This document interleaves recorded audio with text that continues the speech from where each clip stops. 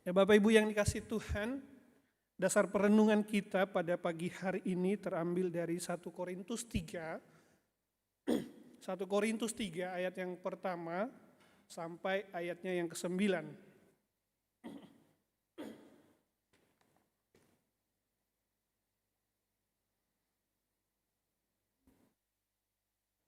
1 Korintus 3 ayat yang pertama sampai ayat yang ke-9.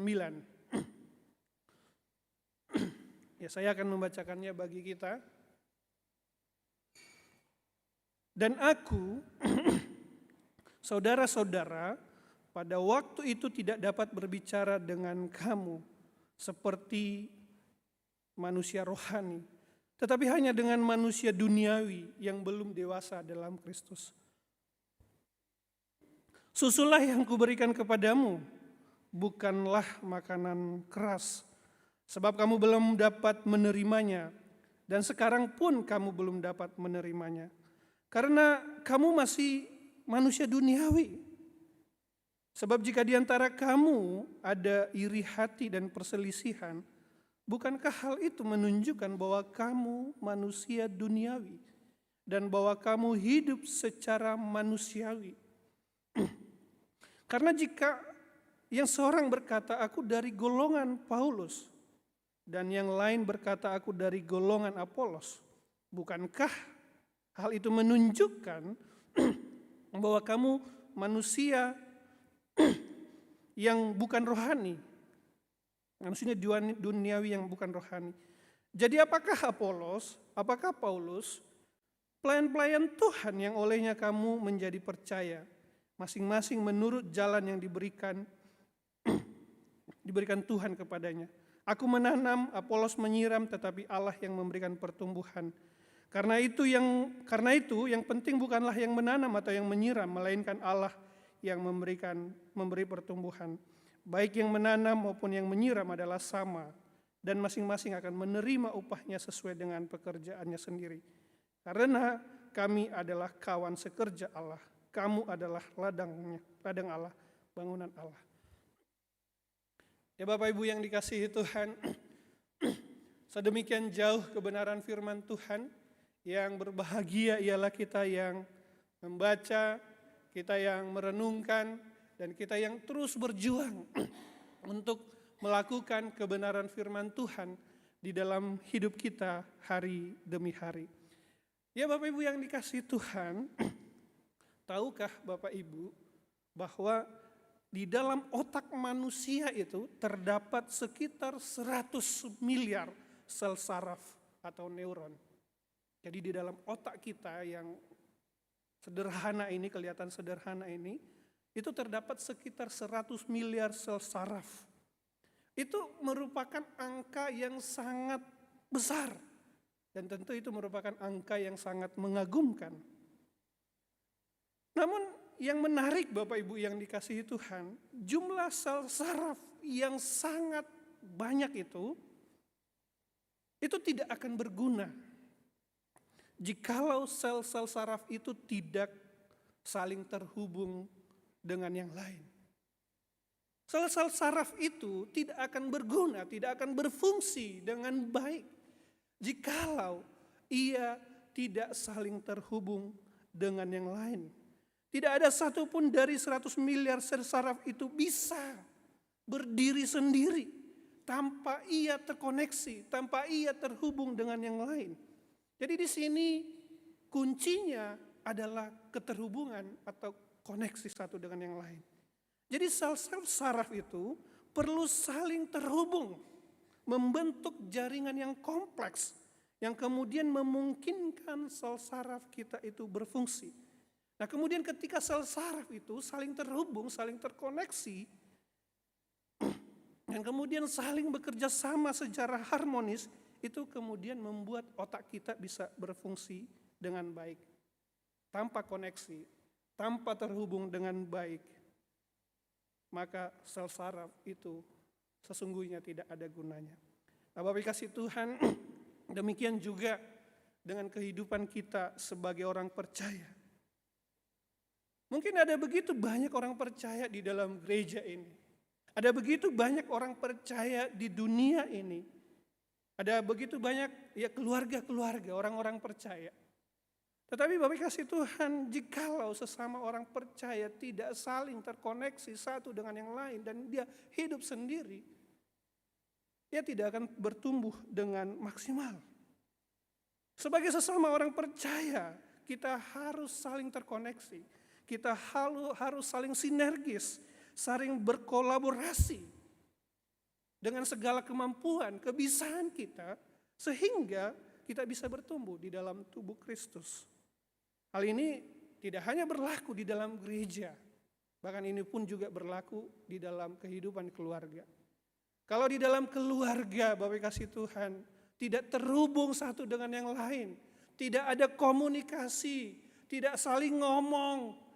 Ketika datang di rumah sibuk dengan gadgetnya masing-masing, sibuk dengan kesibukannya masing-masing. Ketika misalnya pagi-pagi pergi kerja dan kemudian pulang, kemudian sibuk. Lama-lama keluarga ini ya bisa terpisah, tidak terhubung satu dengan yang lain. Untuk menjadi keluarga yang bisa bertumbuh, ya seharusnya terkoneksi, terhubung, membangun komunikasi, membangun relasi dengan yang lain. Tapi kasih Tuhan, hal yang seringkali menghambat pertumbuhan itu adalah karena seringkali orang fokus kepada dirinya sendiri. Ketika kita mau bertumbuh di dalam pelayanan kita, ketika kita mau bertumbuh di dalam keluarga kita, kita harus saling memperhatikan satu dengan yang lain. Dan salah satu hal yang menghambat pertumbuhan itu adalah ketika kita hanya melihat diri kita sendiri. Ketika kita hanya fokus kepada diri kita sendiri. Nah, kasih Tuhan, dan itulah yang terjadi, kasih Tuhan. Itulah yang terjadi di dalam komunitas di gereja di Korintus. Kalau kita lihat jemaat Korintus itu sesungguhnya adalah jemaat yang sangat kaya gitu ya.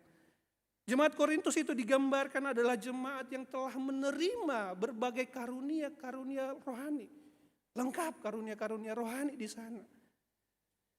Ada yang memiliki roh hikmat, ada yang memiliki kemampuan untuk memberikan kesembuhan, dan ada karunia-karunia yang lain. Ada banyak di sana. Kemudian juga mereka diajar. Mereka mendapatkan pengajaran dari hamba-hamba Tuhan yang kita bisa dikatakan top. Mereka diajarin, dididik. Jadi Paulus memberitakan Injil ke sana. Ada Apolos, ada Kefas, dan lain sebagainya. Mereka diajar oleh hamba-hamba Tuhan yang baik. Kemudian juga secara materi, baik kasih Tuhan, Korintus itu adalah kota besar dan kota yang kaya. Karena dia berada dalam lalu lintas perdagangan pada saat itu. Jadi kemungkinan besar, baik kasih Tuhan, anggota jemaatnya cukup berpunya. Tetapi kasih Tuhan, Paulus menyebut mereka sebagai bayi rohani. Artinya apa? Bahwa mereka ini tidak mengalami pertumbuhan. Paulus menyebut mereka begini, dulu kamu bayi rohani. Jadi itu sekitar beberapa waktu sebelumnya Paulus datang ke sana. Selama 18 bulan ia mengajar mereka. Setelah itu kemudian dia meninggalkan mereka. Dan ketika meninggalkan mereka 4 atau 5 tahun kemudian, dia masih mengatakan hal yang sama. Kamu masih bayi rohani.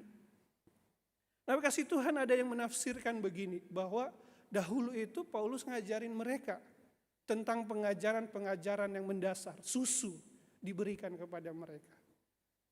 Nah, kemudian kasih Tuhan setelah 4-5 tahun kemudian, masih susu juga diberikan. Itu masih pengajaran-pengajaran dasar. Tetapi kasih Tuhan sesungguhnya ini penafsiran yang sudah mulai ditinggalkan. Jadi kalau kita sesungguhnya melihat kasih Tuhan, Paulus selama 18 bulan di sana, dia tidak mungkin hanya mengajarkan hal-hal yang mendasar kepada jemaat Korintus. Ia mengajarkan banyak hal, bahkan Paulus mengajarkan tentang salib. Dan salib itu bukanlah pengajaran dasar. Salib itu adalah hikmat bagi orang yang sungguh sudah dewasa rohani. Jadi masalahnya bukanlah pengajaran Paulus itu merupakan susu begitu ya. Lalu apa masalahnya kasih Tuhan? Jadi masalahnya adalah jemaat Korintus ini menganggap bahwa Injil yang diberitakan oleh Paulus hanyalah susu. Mereka melihat sebaliknya, nilai-nilai dunia ini, pengajaran dunia ini sebagai makanan keras. Nah, Paulus mau mengatakan sebaliknya, enggak, kamu salah. Kamu masih bayi rohani. Kamu tidak bisa membedakan mana makanan yang keras dan mana makanan yang susu. Paulus mau mengatakan bahwa mereka perlu mengganti perspektif mereka. Dan cara melihat mereka mengenai pengajaran itu. Dan kalau kita lihat bagaimana kemudian Paulus memberitahukan itu. Paulus mengatakan bahwa mereka masih manusia duniawi. Manusia duniawi adalah cara pandang, cara pikir mereka masih seperti dunia ini. Hal itu terlihat dari apa? Iri hati, perselisihan yang terjadi di antara mereka. Mereka membentuk kelompok-kelompok. Jadi mereka memfavoritkan hamba-hamba Tuhan yang ada di sana. Dan mereka menyebut diri mereka sebagai pengikut Paulus, sebagai pengikut Apolos, sebagai pengikut Kefas, pengikut Kristus. Mereka ketika mau mengatakan itu sebenarnya mau mengatakan begini, lihat, saya mengikuti orang paling hebat, maka saya juga hebat. Dan kemudian kasih Tuhan mereka berusaha membanggakan diri, menyombongkan diri sebagai pengikut orang itu. Bahkan lebih daripada itu mereka adu siapa paling hebat, siapa paling jago, Paulus atau Petrus, Paulus atau Apolos. Dan berkasih Tuhan hal inilah yang terjadi pada zaman itu. Pada masa itu berbagai aliran filsafat Yunani, guru-gurunya itu, filsuf-filsufnya itu akan mencari pengikut-pengikutnya. Pengikut-pengikutnya ini kemudian berkumpul memuji-muji siapa si filsuf itu. Nah, filsuf ini kemudian mereka akan mengadu atau itu mempertentangkan siapa filsuf paling hebat, siapa filsuf paling jago. Nah, Bapak kasih Tuhan, inilah yang dianut oleh orang-orang Korintus. Mereka berusaha mempertentangkan, mengkultuskan, memfavoritkan hamba-hamba Tuhan tertentu. Dan kemudian menganggap rendah hamba Tuhan yang lain. Dan kemudian Paulus berkata, lihatlah dirimu.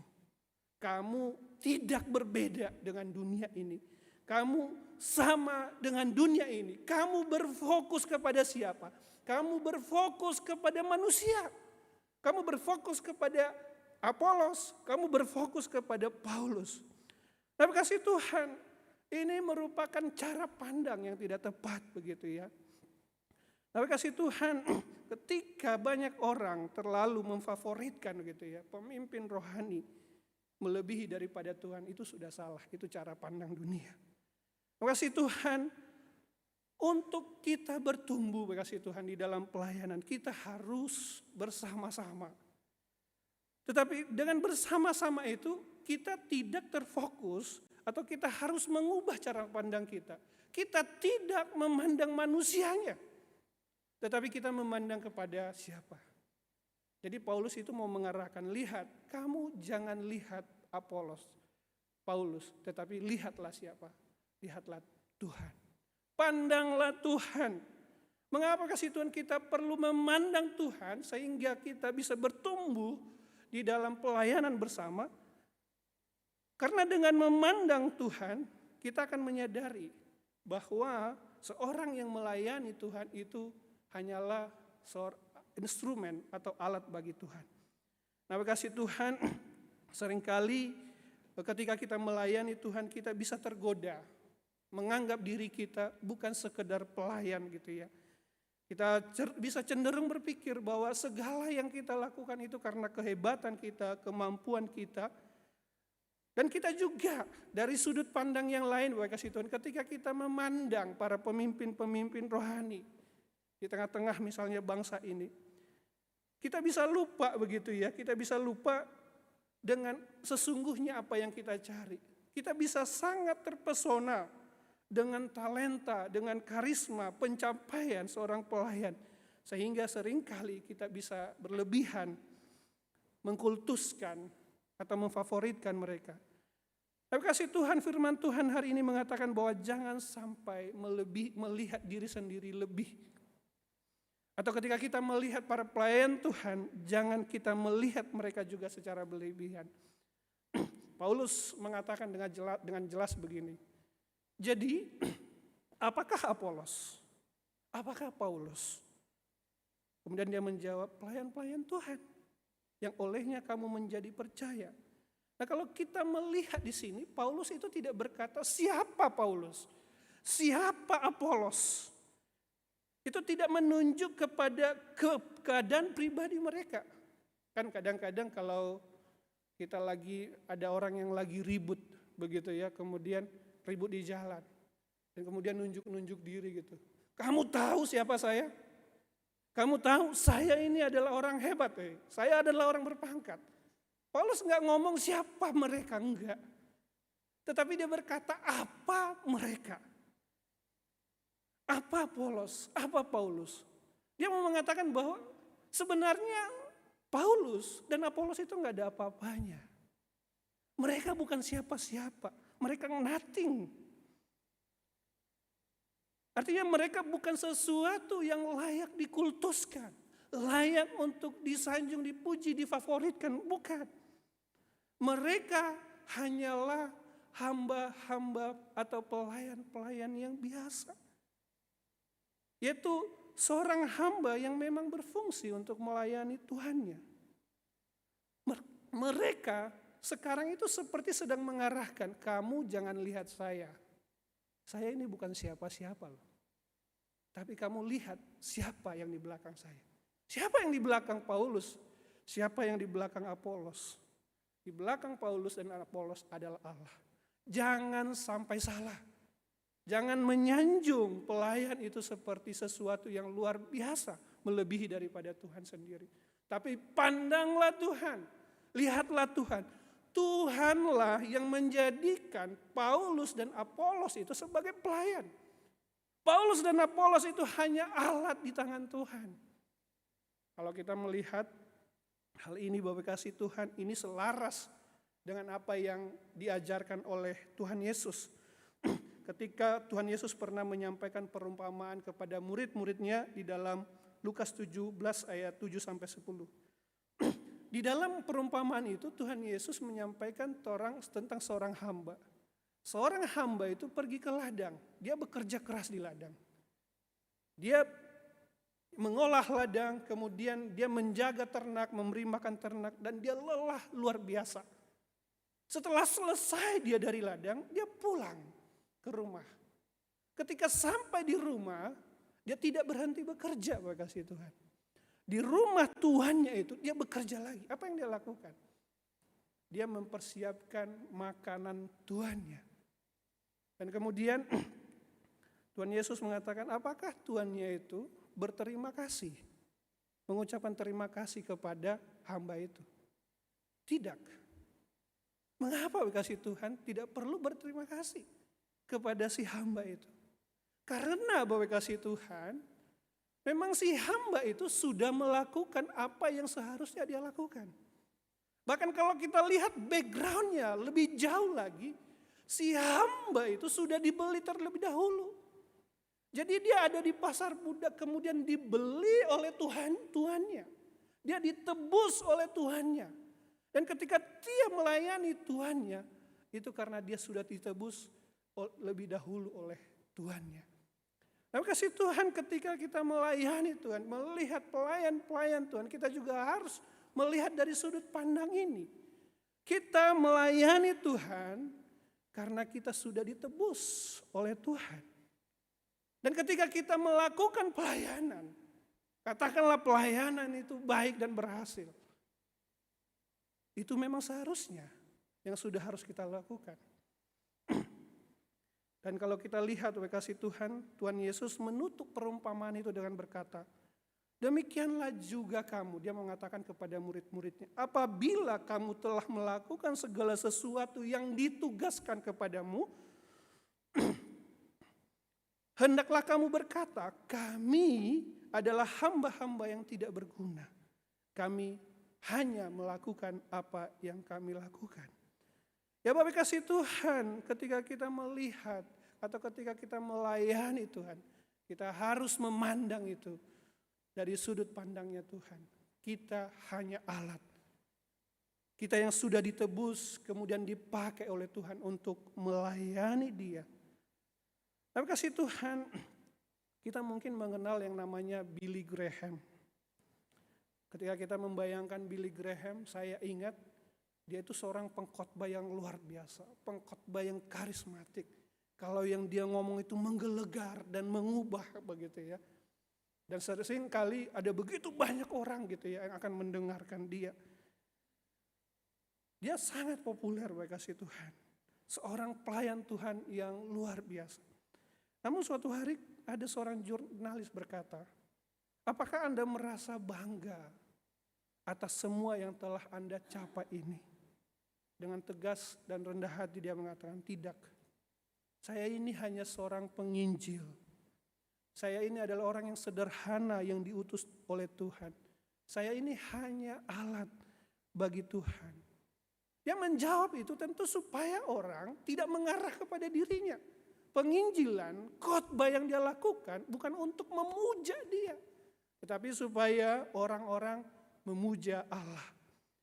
Wahai kasih Tuhan, ketika seseorang melayani Tuhan dan kemudian orang itu kemudian katakanlah menjadi top dan populer, menjadi hebat gitu ya. Dan kemudian menyanjung tanpa memuliakan Tuhan, saya pikir ia sudah gagal menjadi seorang pelayan Tuhan. Wahai kasih Tuhan, yang dipuji dan disembah seharusnya Tuhan. Tapi kasih Tuhan, kesadaran bahwa manusia atau kita ini adalah pelayan dan alat di hadapan Tuhan, itu akan membuat kita tidak mengkultuskan seseorang, memfavoritkannya secara luar biasa, tidak kasih Tuhan. Ketika kita pun tahu, kita akan memuji Tuhan yang telah memakai hamba Tuhan itu. Kita tidak akan membanggakan diri juga berlebihan, misalnya ketika kita dipakai Tuhan, menjadi berkat bagi orang lain. Tapi kasih Tuhan, hal ini juga relevan di dalam kehidupan kita di tengah-tengah keluarga. Sebagai orang tua, ketika Tuhan menitipkan, mempercayakan anak-anak kepada kita, kita perlu menyadari bahwa sebagai orang tua, kita adalah alat. Kita adalah instrumen yang Tuhan pakai untuk mendidik anak-anak kita sesuai dengan maunya Tuhan. Tuhan mau memakai kita untuk menjadi alatnya, mendidik, mengajarkan anak-anaknya, sehingga anak-anak kita itu bertumbuh di dalam Dia. Tuhan mempercayakan itu dan kita alatnya. Sehingga kalau kita menyadari ini, kita tidak membuat kita akan otoriter. Atau ketika kita melihat misalnya Bapak kasih Tuhan, anak-anak itu kan memiliki kemampuan yang berbeda-beda. Dan kadang-kadang kita mungkin tergoda untuk memiliki favorit tertentu. Wah, ini anak nomor 1 atau anak nomor 2, nomor 3, nomor 4. Ini favorit saya nih, mirip dengan saya, kemampuannya hebat. Atau apapun. Terus kemudian anak yang sedikit misalnya lambat perkembangannya. Ini bukan favorit nih dan lain sebagainya. Tapi Bapak kasih Tuhan, ketika Bapak Ibu menyadari bahwa kita hanya alat yang dipakai Tuhan untuk mendidik, mengajar mereka, seharusnya tidak lagi terjadi favoritisme bagi anak-anak. Begitu pula Bapak kasih Tuhan sebagai seorang anak.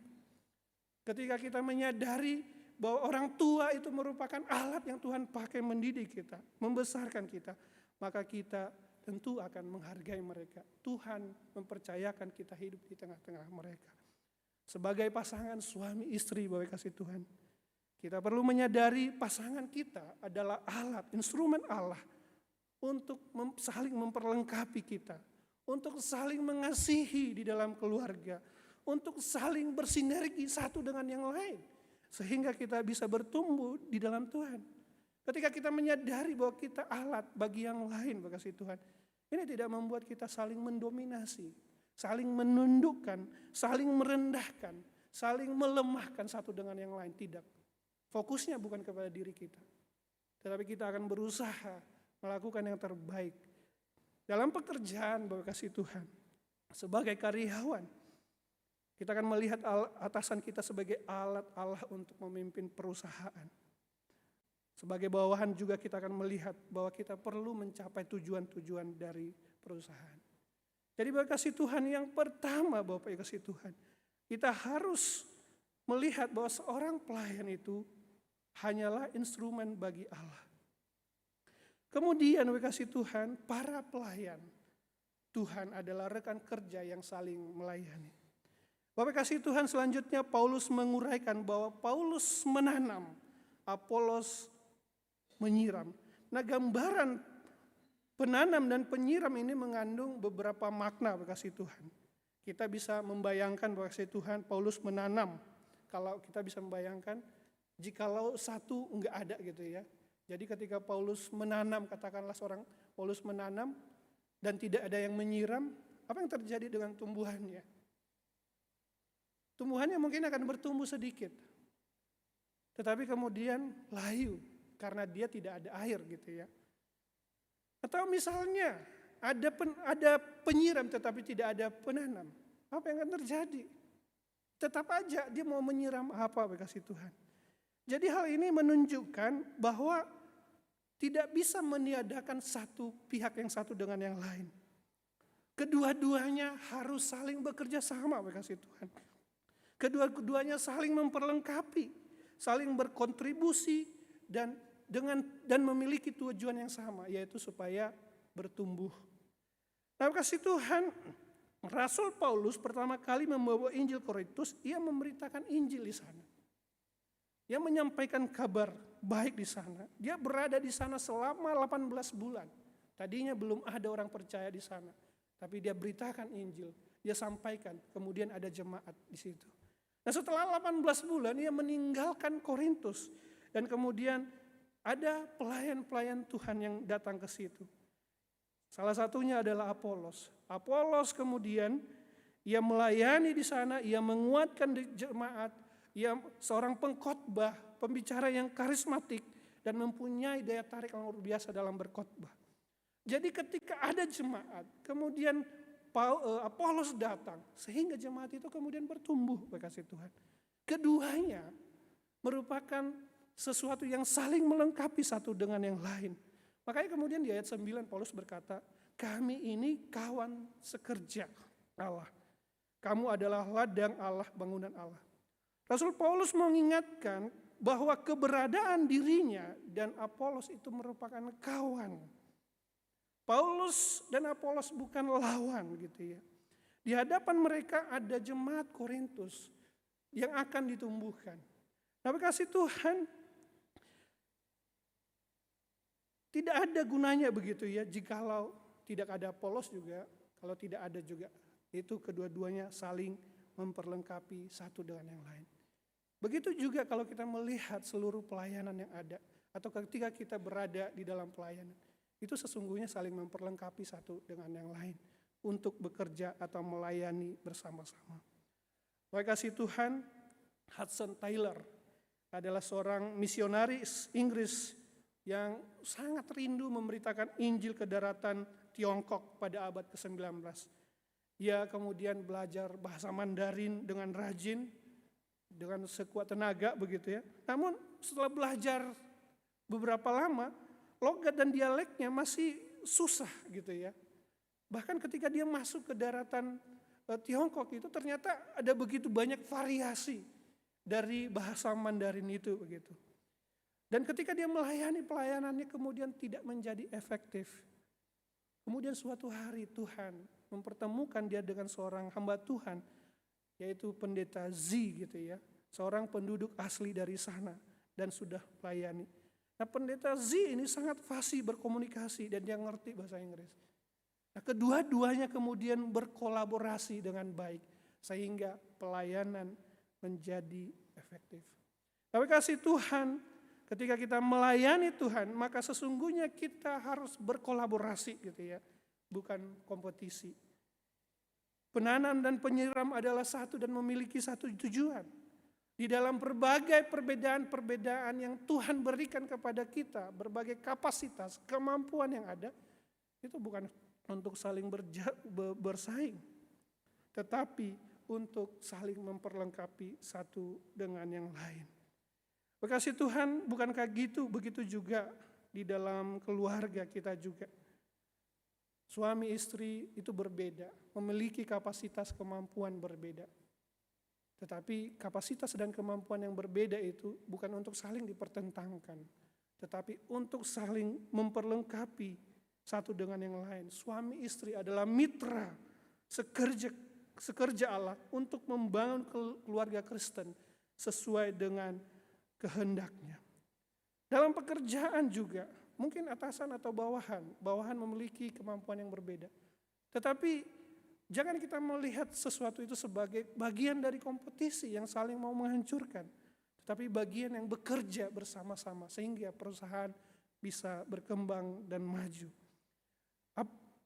Bapak Ibu kasih Tuhan, apapun itu konteksnya, kita harus melihat diri kita, kawan sekerja, dan kita melayani bagi Tuhan. Kemudian yang terakhir Bapak Ibu kasih Tuhan, Allah lah yang memberikan pertumbuhan. Paulus mengatakan bahwa meskipun dia menanam dan Apolos menyiram, Allah lah yang pada akhirnya memberikan pertumbuhan. Ini menekankan bahwa pertumbuhan rohani, perkembangan iman, dan hasil pelayanan sesungguhnya berasal dari anugerah dan kuasa Tuhan. Nah, Bapak kasih Tuhan, jikalau kita mengikuti dari tadi, sebenarnya itu semua karya Tuhan. Ketika kita melayani Tuhan di dalam gereja, kita akan melihat semuanya itu karya Tuhan. Misalnya kasih Tuhan dengan ilustrasi yang disampaikan oleh Paulus itu dengan jelas, yaitu para penanam atau penebar benih. Benihnya itu dari siapa? Benihnya itu Tuhan yang berikan. Injil itu Tuhan yang berikan. Dan kemudian Injil itu ketika ditaruh di dalam tanah, ditaruh ke tanah apa? Tanah yang Tuhan ciptakan. Kemudian penyiram, ketika dia menyiram untuk menjaga kelembapan pertumbuhan menggunakan air. Airnya itu pun berasal dari Tuhan. Dan pada akhirnya, ketika Tuhan sudah memberikan pelayan, memberikan Injil, dan kemudian memberikan penyiram, dan airnya itu pun dari Allah. Pada akhirnya Tuhanlah yang akan memberikan pertumbuhan. Tapi kasih Tuhan, ketika Paulus mengatakan aku menanam, Apolos menyiram, kata kerja menanam dan menyiram itu menggunakan nuansa kalimat auris dalam bahasa Yunaninya, yang menunjukkan bahwa tindakan yang telah selesai di masa lalu. Artinya Paulus melayani di sana 18 bulan, selesaikan 18 bulan. Kemudian setelah 45 tahun kemudian dia kembali lagi menyampaikan suratnya kepada mereka. Kemudian Apolos juga menyampaikan berita firman Tuhan ke sana. Beberapa waktu kemudian dia mungkin selesai juga dari sana. Tapi ketika Allah memberikan pertumbuhan, Paulus atau nuansa kalimatnya itu adalah imperfect tense, yang mengindikasikan tindakan di masa lalu, tetapi tindakan itu terus berlanjut sampai sekarang. Artinya begini Bapak Tuhan, setelah Paulus dan Apolos menyelesaikan pelayanan mereka, karya Tuhan itu di dalam kehidupan jemaat Korintus nggak pernah berhenti. Allah memang memakai Paulus untuk datang ke Korintus, ia memberitakan Injilnya kepada jemaat di sana dan kemudian selesai. Apolos memberikan mereka pengajaran. Mungkin Paulus dan Apolos sudah meninggalkan tempat itu Bapak kasih Tuhan. Tetapi Allah itu tetap hadir di sana. Allah itu tetap berkarya di dalam hati dan pikiran jemaat orang Korintus. Firman Tuhan yang sudah ditabur itu terus bekerja di dalam kehidupan mereka. Roh Kudus yang terus mengingatkan mereka sehingga mereka bisa melakukan kebenaran firman Tuhan. Roh Kudus yang memberikan kebijaksanaan kepada mereka dalam rangkaian keputusan-keputusan yang ada. Jadi Allah terus bekerja dan berkarya di dalam kehidupan jemaat Korintus.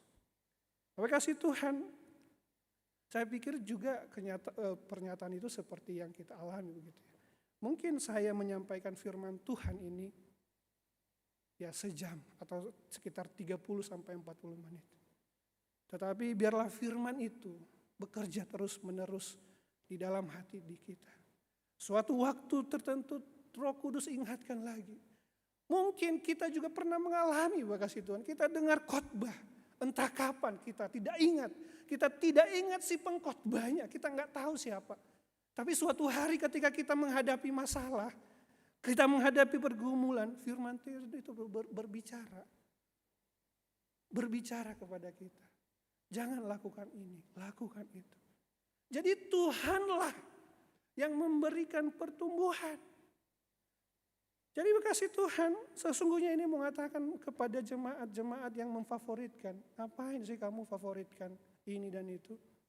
Bukan mereka. Tetapi yang memberikan pertumbuhan itu Allah. Allah yang mengirim pelayan, Allah yang menyediakan segala sesuatu, Allah yang juga menyuburkan, memberikan pertumbuhan. Jadi seharusnya jangan berpaling dari Allah. Allah adalah yang layak untuk disanjung. Allah yang layak untuk dipuji, disembah. Bukan manusia. Karena ia terus bekerja di dalam hati, di dalam pikiran kita. Maka berfokuslah kepada Tuhan. Bukan mengkultuskan manusia. Tapi kasih Tuhan, William Carey pernah tiba di India. Dia penuh semangat untuk memberitakan Injil di sana. Dia belajar bahasa dari sana dan berusaha memberitakan Injil di sana. Sayangnya selama 1 tahun dia melayani di sana nggak ada hasil. 2 tahun, 3 tahun nggak ada apa-apa. Padahal dia sungguh-sungguh. Bahkan sampai 7 tahun tetap tidak menghasilkan apa-apa. 5 tahun, 10 tahun, 15 tahun dia terus gigih. Masih sedikit orang yang percaya. Apakah kemudian usahanya sia-sia kasih Tuhan? Apakah Tuhan kemudian gagal mengutus dia di sana?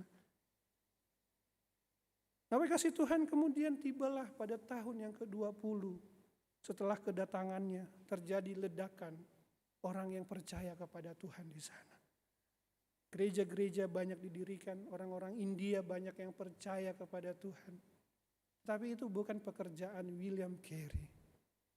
Bahkan William Carey sesudah meninggalkan pelayanan di sana. Entah dia pergi kemana dan orang lain melanjutkan. Karya Allah itu terus bekerja. Mempertumbuhkan, mengembangkan gerejanya. Tapi kasih Tuhan, dari hari ini kita belajar bahwa di dalam hidup ini hanya Allah yang memberikan pertumbuhan kepada kerohanian kita. Kuasa Allah yang bekerja melalui pelayan-pelayannya. Allah yang memberikan pertumbuhan sejati, Ia yang menguatkan iman kita, Ia yang menghasilkan buah-buah roh dalam hidup kita, Ia yang membangun gereja, yang membuat gereja bertumbuh. Dan untuk itu kasih Tuhan kita perlu bersandar kepada Tuhan. Allah yang menolong kita untuk bertumbuh di dalam keluarga. Jikalau tidak ada Allah di dalam keluarga kita, mungkin keluarga kita nggak bertumbuh kasih Tuhan. Kita mungkin berusaha bekerja siang malam begitu ya. Tetapi ketika kita tidak bersandar kepada Tuhan, bisa saja keluarga yang kita bangun menjadi kacau. Untuk itu mari kita bersandar kepada Tuhan. Tuhanlah yang akan menolong, memimpin kita untuk terus bertumbuh. Baik kasih Tuhan, pertumbuhan dan pelayanan bersama di dalam Kristus akan berkembang jikalau kita tidak berfokus kepada manusia, tetapi kita berfokus kepada Allah. Dengan memandang kepada Allah, kita menyadari bahwa kita hanya alat atau instrumennya. Kita menyadari bahwa ketika kita dengan pelayan-pelayan lainnya adalah rekan kerja yang saling bersinergi, dan pada akhirnya Allah lah yang kemudian akan memberikan pertumbuhan. Untuk itu mari kita memandang kepada Dia di dalam hidup ini. Amin, mari kita berdoa. Ya Bapa, kami mengucap syukur buat kebenaran firman-Mu. Tolong kami Tuhan untuk senantiasa memandang kepada-Mu. Sehingga kami boleh melihat seluruh pelayanan kami dengan jelas ya Tuhan. Bahwa kami hanya alat, bukan siapa-siapa. Dan alat itu harusnya Engkau maksimalkan ya Tuhan. Bahkan ketika kami ada di gereja, Engkau memakai kami untuk menjadi berkat. Ketika kami berada di keluarga kami hanya alat. Sehingga kami tidak membeda-bedakan orang yang ada di dalam keluarga kami. Dan dengan sesama orang percaya lainnya kami adalah rekan. Begitu juga di dalam rumah tangga. Suami atau istri adalah rekan perjalanan di dalam pertumbuhan iman. Dan pada akhirnya ya Tuhan, Engkau yang akan menolong kami untuk terus bertumbuh dalam kasih-Mu. Tuhan tolong kami supaya kami memandang kepadamu. Di dalam nama Yesus Kristus Putra-Mu kami berdoa. Amin.